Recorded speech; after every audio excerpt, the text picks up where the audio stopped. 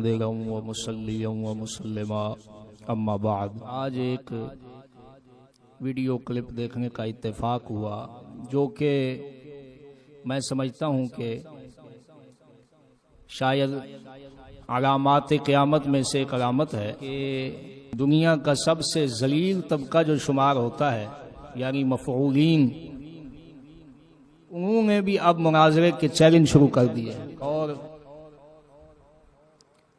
مناظرے کا چیلنج بھی ایسے انداز میں دیا ہے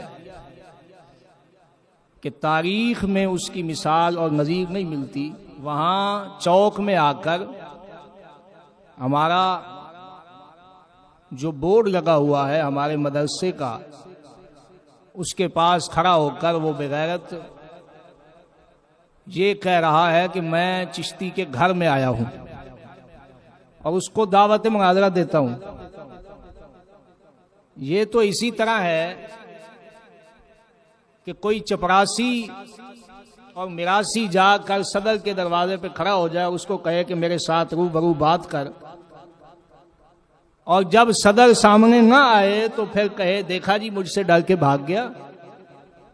ارے بے غیرت، تیری اتنی حیثیت ہے کہ وہ تجھ سے ہم کلام ہو؟ تیری اوقات کیا ہے؟ تیرے اندر اتنی حیثیت کہاں ہے کہ تجھے منہ لگایا جائے، اور وہ بھی ایک ایسے شخص کی طرف سے کہ ساری کائنات میں جس کے علم کا کوئی مقابل ہی موجود نہیں ہے۔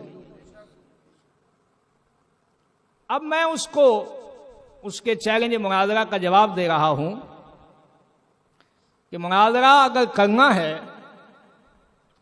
تو اس کے لیے سب سے پہلے یہ ضروری ہے کہ تو اپنے اس فاعل کو جس نے تجھے علم تحتانی عطا کیا ہے اس کو نکال کے سامنے لے۔ اللہ کے فضل و کرم سے 1 سال کا عرصہ ہو گیا میں نے اس کا رد کیا تھا جو اس نے حضور امام الغیرت کے موضوع مسئلہ ایمان ابی طالب سے جھوٹ بول کر اپنی طرف سے الفاظ کا اضافہ کر کے، جو روح المعانی کے رد میں حضور امام الغیرت نے فرمایا تھا کہ صاحب روح المعانی نے لکھا ہے کہ یزید شروع سے کافر تھا، تو جو ایسا کہتے ہیں وہ تو خدا تک پہنچ جاتے ہیں، تو اس نے یہ لفظ اس میں سے نکال کر شروع سے اور کہا کہ یہ کہتا ہے کہ جو یزید کو کافر سمجھتا ہے وہ تو خدا تک پہنچ جاتا ہے۔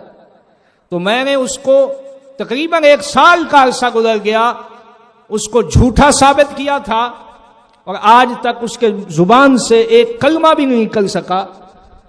تو کیا ہمارے شیخ سے مناظرہ کرے گا؟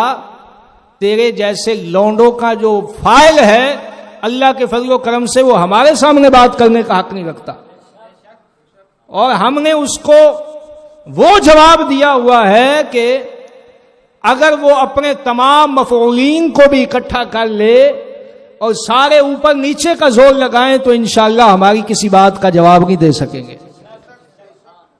اب اگر مناظرے کا تجھے شوق ہے تو اس کو لے آ، وہ ہمارے ساتھ بیٹھ کے بات کرے۔ کیوں کہ وہ ہمارے شیخ کے پاس پڑھتا رہا ہے، ان کا شاگرد ہے، اور ان کو کہتا تھا مجدد علوم اسلامیہ۔ تو جب وہ مجدد علوم اسلامیہ ہے تو بھروے تیری کیا اوقات ہے ان کے سامنے بیٹھنے کی کہ تیرا جو استاد اور پیر ہے وہ ان کو مجدد علوم اسلامیہ کہتا ہے۔ تو اگر تجھے شوق ہے مناظرے کا تو اس کو نکال کے لے آ، ہم اس کے ساتھ بیٹھتے ہیں، اور جس مسئلے پہ وہ چاہتا ہے کہ گفتگو ہو ہم گفتگو کرنے کے لیے تیار ہیں۔ لیکن یہ کیا طریقہ ہوا کہ وہاں پہ آ کے بورڈ کے سامنے کھڑا ہو کے اور جھوٹ کذب تو ایسا تم لوگوں میں موجود ہے کہ کہاں یہاں سے 1.5-2 کلومیٹر دور کھڑا ہو کر اور وہاں پر روڈ پہ کھڑا ہو کے کہتا میں گھر آیا ہوا ہوں۔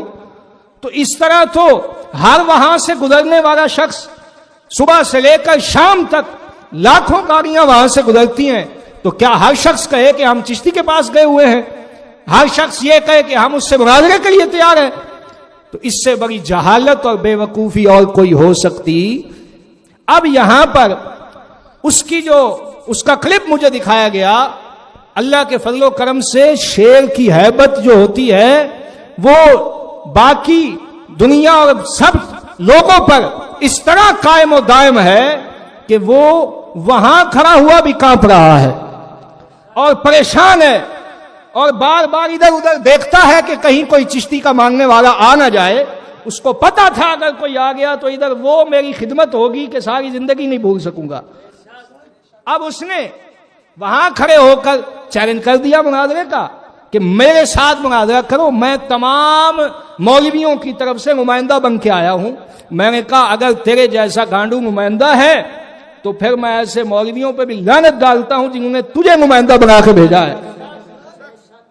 حیران ہوں میں اس بات پہ کہ مولویوں کے پاس اب کوئی ایسا بندہ ہی نہیں بچا کہ جو عزت دار ہو. اب یہ گانڈو جو ہے وہ آ کر مناظرہ کریں گے ان کی طرف سے.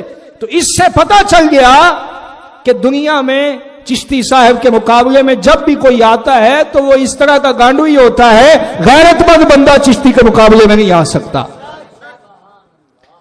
اب مناظرہ جو ہوگا, اگر تو نے مناظرہ کرنا ہے, اگر تجھے شوق ہے تو پھر تیرے ساتھ مناظرہ استاد گرامی کی تو ذات ہی وراء الورا ہے. ان کا جو سیکیورٹی گارڈ یہاں بیٹھتا ہے خادم, وہ بھی اللہ کے فضل و کرم سے تجھ سے زیادہ علم رکھنے والا ہوگا اور وہ بھی تیرے ساتھ اگر بات کرے تو انشاءاللہ عزیز تو ایسا پریشان ہو کے بھاگے گا کہ دنیا دیکھے گی امام الغیرت کو چیلنج کرنے کا انجام کیا ہوتا ہے. تو ایسے کسی جھوٹے کذاب شیخ کے کسی مفعول کی کسی بات کا جواب دینے کی ہمیں حاجت نہیں تھی, لیکن وہ کلپ بہت وائرل کیا جا رہا ہے دشمنوں کی طرف سے, اس کو بار بار دکھایا جا رہا ہے. اور یہ دیکھو جی ان کے گھر چلا گیا. میں نے کہا گھر تو دور ہے, وہ تو وہاں کھڑا کانپ رہا ہے اور پریشان ہے اور اس کی ٹانگیں جو ہیں وہ کپ کپا رہی ہیں, بار بار ادھر ادھر دیکھ رہا ہے. کیا مناظرہ کرنے والے ایسے ہوتے ہیں؟ ایسے لوگ مناظرہ کرتے ہیں. ایسوں کا بس اس کو خطرہ یہی تھا کہ اگر کوئی ادھر سے آ گیا تو میری خیر نہیں ہے. تو اس طرح مناظرے نہیں ہوتے. اگر مناظرہ کرنا ہے تو میں یہ اس کو چیلنج کر رہا ہوں, اپنے اس شیخ اعرج کو نکال اور باہر لا. اللہ کے فضل و کرم سے ہم حضور امام الغیرت کے خادم اس بات کے لیے تیار ہیں کہ اس کے ساتھ ہر قسم کے موضوع پہ گفتگو کرنا ہم اپنا حق سمجھتے ہیں اور اس کو بتائیں گے کہ وہ کذاب بھی ہے, وضاع بھی ہے, جھوٹا بھی ہے اور اس نے اس طرح کی پروپیگنڈا کیا ہوا ہے کہ میں اہل سنت کا, میں اپنے والد گرامی کی فکر کو آگے لے کے چلنے والا ہوں. حالانکہ اپنے والد گرامی کی فکر کا سب سے بڑا دشمن اگر دنیا میں ہے تو وہی شخص موجود ہے. اس لیے ہمارے دوست پریشان نہ ہوں. ایسے یہ تو وہ شیخ سعدی رحمت اللہ تعالی علیہ نے فرمایا, مہ نور می فشاند و سگ او او کند. کتے کا کام ہوتا ہے بھونکنا, ادھر سے سورج چاند نکلتا ہے اور کتے بھونکنا شروع ہو جاتے ہیں. تو اس میں چاند کا کوئی قصور نہیں ہوتا, چاند کی کوئی غلطی نہیں ہوتی, چاند تو نور دے رہا ہوتا ہے, لیکن کتا اپنی فطرت کا اظہار کر رہا ہوتا ہے. یہ فرید آباد کی سرزمین پر وہ چاند ہے جو اپنا نور اور اپنی اس نے علم اور ولایت سے ساری کائنات کو یہ باور کرایا ہے کہ اگر حق کا اس دنیا میں حق کا کوئی ترجمان ہے تو وہ حضور امام الغیرت کی ذات موجود ہے.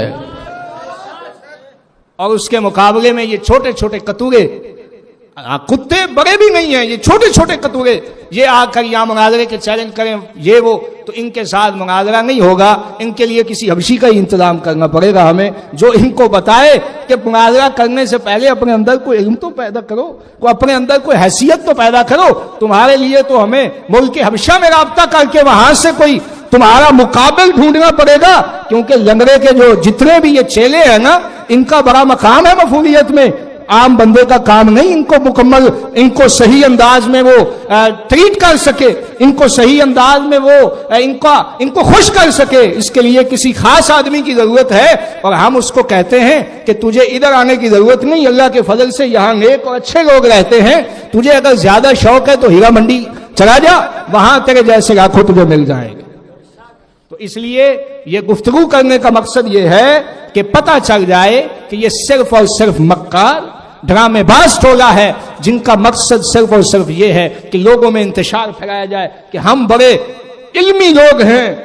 میں نے کہا علمی ہوتا تو تو جھوٹی روایتیں وضع کرتا, تو بات کو کاٹ مروڑ کے اور تو نے پیش کیا اور ہم نے اس کا رد کیا. اللہ کے فضل و کرم سے آج سے 1 سال کا عرصہ گزر گیا, اس کے شیخ کے منہ سے ایک لفظ بھی نکل نہیں سکا اور نہ انشاءاللہ نکل سکے گا. کیوں کہ شیروں اور سچوں کے مقابلے میں جھوٹے کا کبھی کوئی دعویٰ ثابت ہو سکتا. لہذا ہمارے درویشوں کو پریشان ہونے کی ضرورت نہیں ہے. یہ تو اس طرح کے چھوٹے چھوٹے شیاطین تو کیا, یہاں تو سارا دن یہ سارے اکٹھے ہو کے یہی فکر میں رہتے ہیں کہ کسی طرح چشتی سے بات کی جائے, اس کو ہرایا جائے.